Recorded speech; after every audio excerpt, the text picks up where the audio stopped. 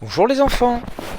Aujourd'hui dans les histoires de papa, je vais vous lire le livre La souris et le voleur. C'est parti. La souris et le voleur de Gia Darwish et Christian Voltz aux éditions Didier Jeunesse. C'est parti. Un jour, en balayant sa maison, une souris trouve un sou. Et comme il y a bien longtemps qu'elle n'a pas mangé de viande, elle court chez le boucher. Elle lui donne sa pièce et revient chez elle avec un beau morceau de viande. La souris, le soir, coupe sa viande en deux. Elle en mange la moitié, met l'autre moitié dans une assiette. Elle pose l'assiette sur une étagère et va se coucher. Mais à minuit, un voleur arrive doucement, doucement, et sans faire de bruit, il fait le tour de la maison de la souris. Il trouve la viande et la mange. Le lendemain matin, la souris se réveille avec une grande faim. Malheur, l'assiette est vide. Furieuse, elle claque la porte de sa maison et court chez le juge. Bonjour, monsieur le juge, dit la souris. Hier, en balayant ma maison, j'ai trouvé un sou.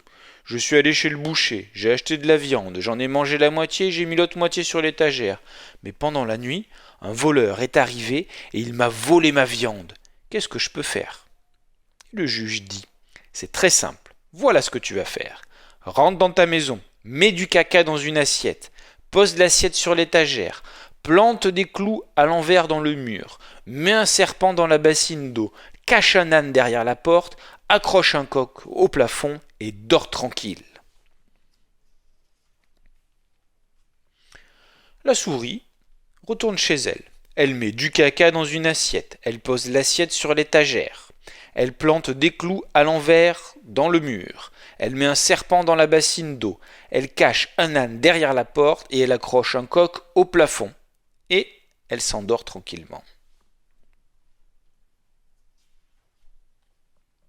À minuit, qui c'est qui arrive? Le voleur, bien sûr.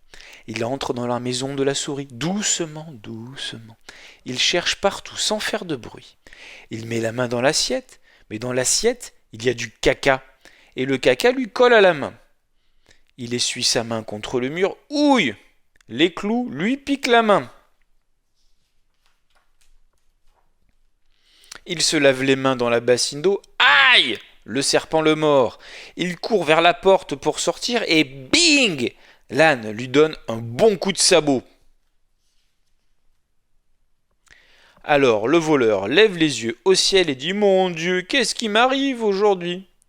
Et le coq lui fait une crotte dans la bouche.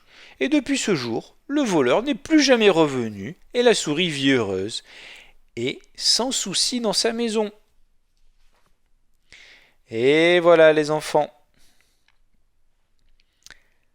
L'histoire est terminée. Et dans ta poitrine, je l'ai caché. Si ma maison n'était pas si loin, je t'aurais amené 2 sacs de raisins.